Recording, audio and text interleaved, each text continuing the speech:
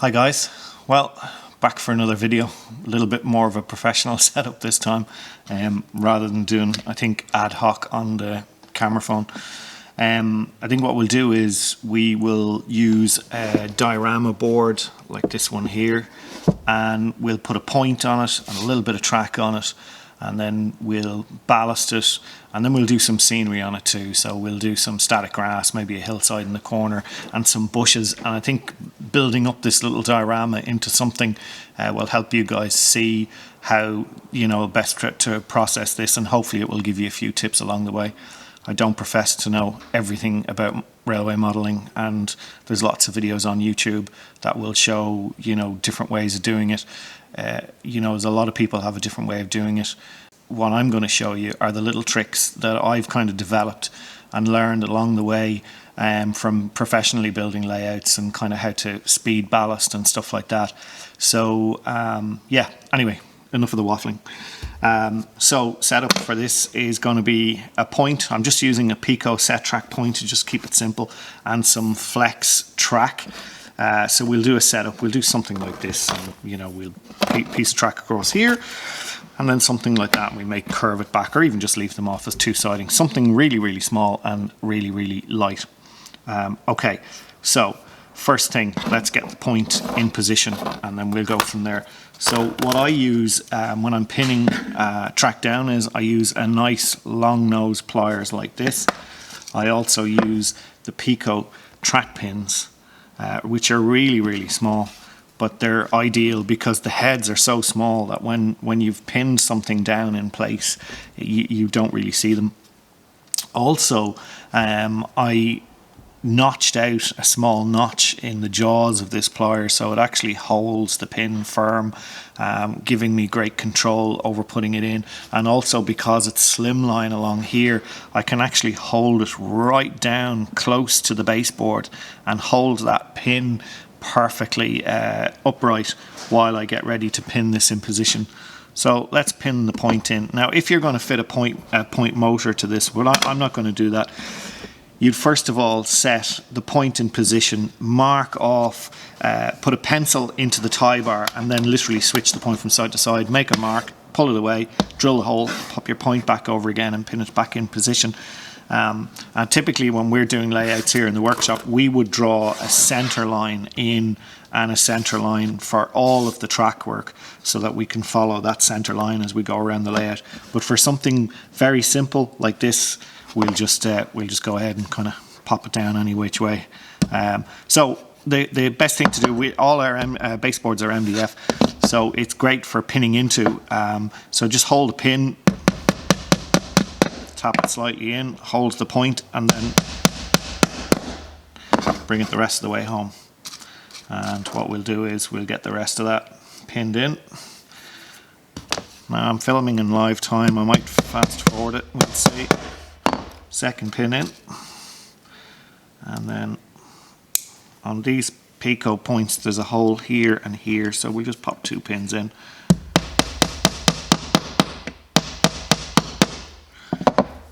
It's also an idea, and there is a hole on this point for a pin in the middle.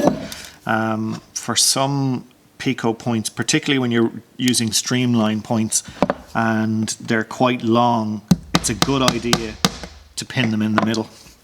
Now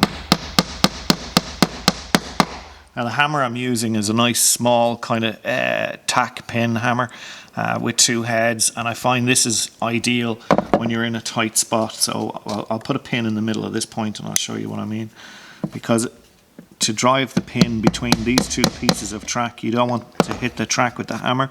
So what you want to do, and I use my finger as a guide so that I don't come down too hard on it, just gently tap it home, and that's that point stuck and rigid in position.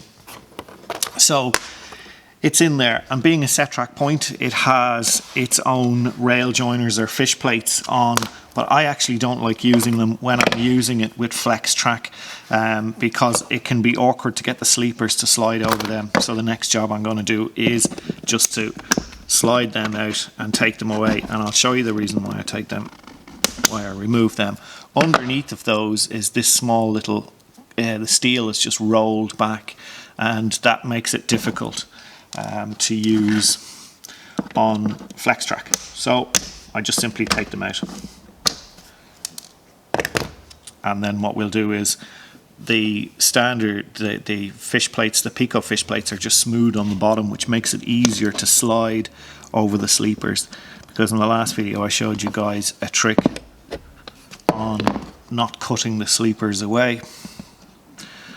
So we'll just slide these guys on. I use the end of the hammer rather than allowing my finger to, the fish plate to slide up into my finger, and I've done it a couple of times and it's bloody painful.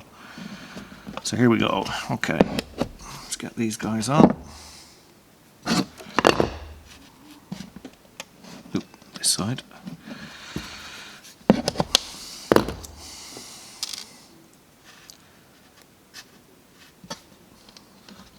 Okay, just pop these last two on, then I'm drive them home. Alright, so that's all our fish plates on in position. So the next thing to do is get a bit of track down. Okay, so the first thing, as I showed in the last video I did, is getting, I'm always fussy about getting the track spacing right on the points as they lead onto a bit of track.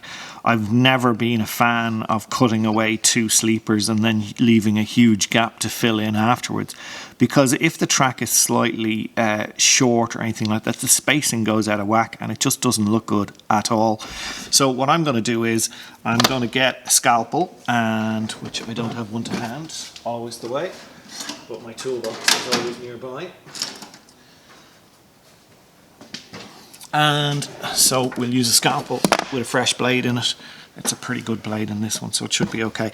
So the trick to do is you want to slide the blade under the chair here. I hope you can see that. So I'm just going to have the blade flush. Now the blade has got an angle each side, so if you hold it slightly at an angle, it will cut through straight.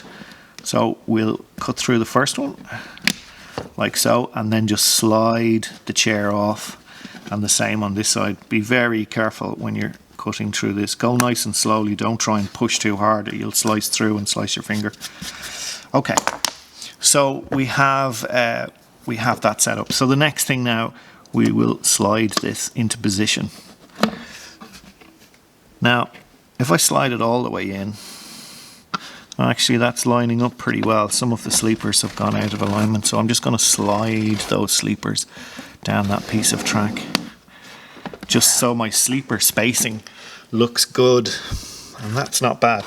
And as a guide, get another piece of track, hold it up across it, line up with the sleepers on the point, and then you can see all of those sleepers are lining up quite nicely along there.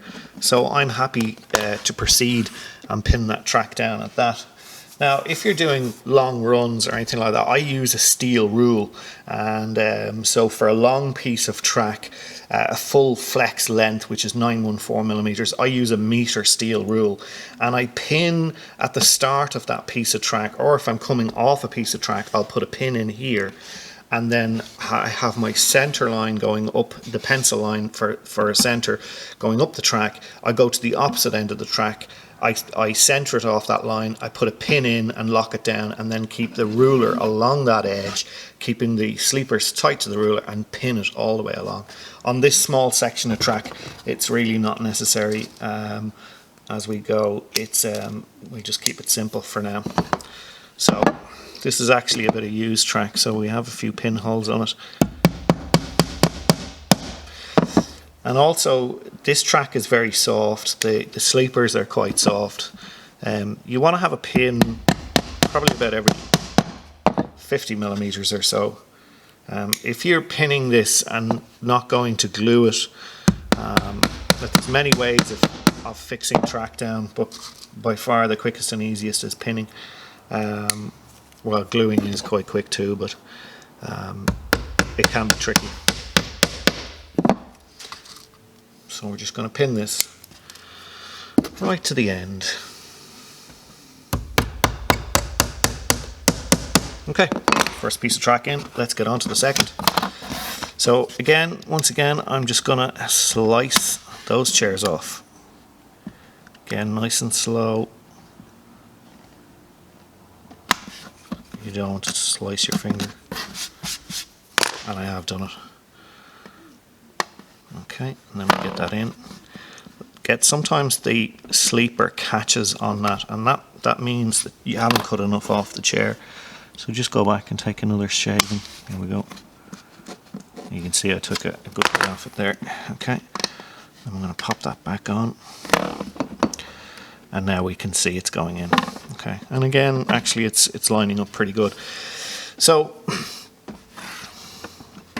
I'm happy with that. So we'll pin that in position quickly. And our sleeper spacing looks pretty good. Now I've bent a nail. This happens sometimes. Just take it out, change over to another one. It's kind of hard when you're trying to video and talk your way through this. Normally I'm not.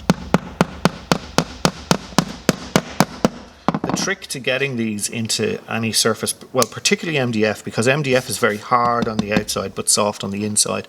And I find just holding the pin kind of halfway, gently tapping it into position, but when it hits that MDF, give it a couple of light taps and you'll feel it go through, and then you can hit it a little bit heavier as it slides down into the MDF and it pins it in place.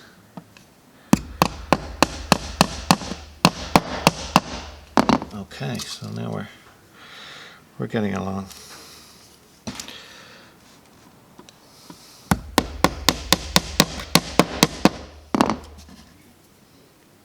Okay, and last pin down the end, and I'm going to cut that track to suit. Okay, so our last piece has to go in. Is this piece of track here. So again, we'll cut the chairs like so. Like so. Okay, just use the blade to take them out, and then we'll slide it on. Now you can see it's catching. There we go. And so now you can see here my gap isn't exactly right. So all I'm going to do is I'm just going to slide those sleepers down. And you've got to ensure that when you start pulling these sleepers, you have to pull them from one end and then keep checking that gap as it goes. And that's looking pretty good up to the edge of the board. So I'll quickly pin this down in place.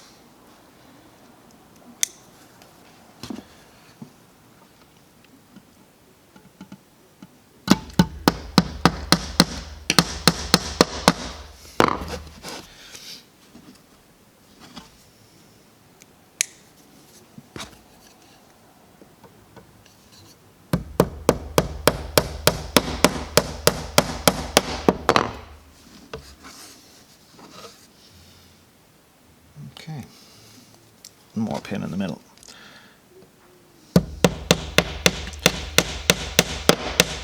It's really essential to pin every 50 millimeters, because when the track expands and contracts, what will happen is if you don't have it pinned every 50 millimeters, it's just going to buckle and go quite wavy, and you'll be amazed how much this track will move.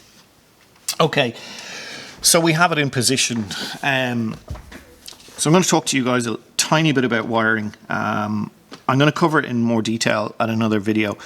I always believe, particularly for DCC, you really want to have power applied to every single piece of track, which is really, really important, because relying on these fish plates or rail joiners, what can happen is over time, with heat and the track expanding, and then it cools and it contracts, what happens here is the rail moves inside these fish plates.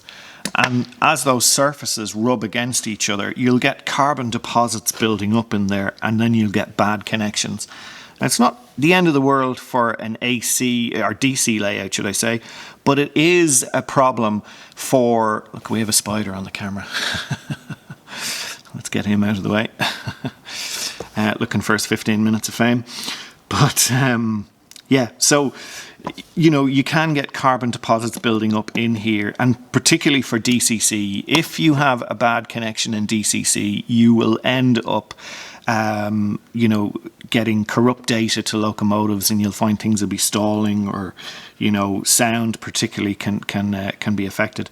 So I always solder droppers onto absolutely every single piece of track. Now I'm going to cover soldering in another video, because that's a whole video on its own, you know, for soldering on, but we'll do that in another video.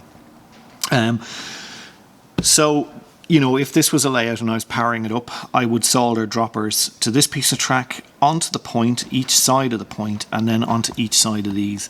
Now this is an insole frog point, because you've got electro frog and insole frog. All set track points are insole frog, which means the frog, or the V of the point, here is electrically isolated. So these two rails here and here do not make contact electrically, and therefore when the point switches to go straight, it can have, if this track here is minus and this track here is plus, it means this can be plus, but also this track is minus, so this can be minus and this can be plus, and you don't get a short between the two.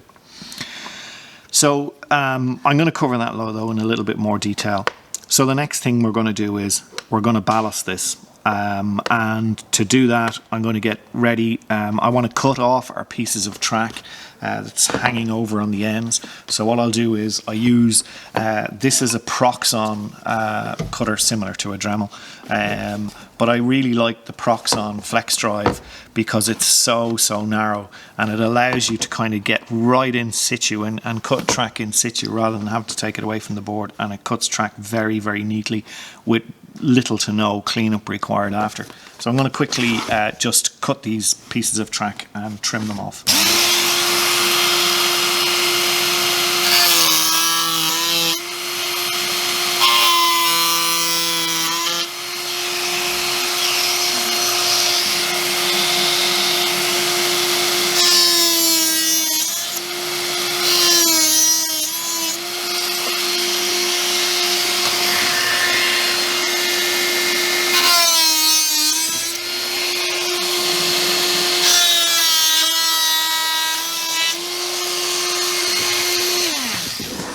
Now the two bits on the corners here, what we're going to do is we're just going to use the scalpel to cut the sleepers and keep the shape, so that it follows the profile of the board, like so, and that makes it look a little bit neater.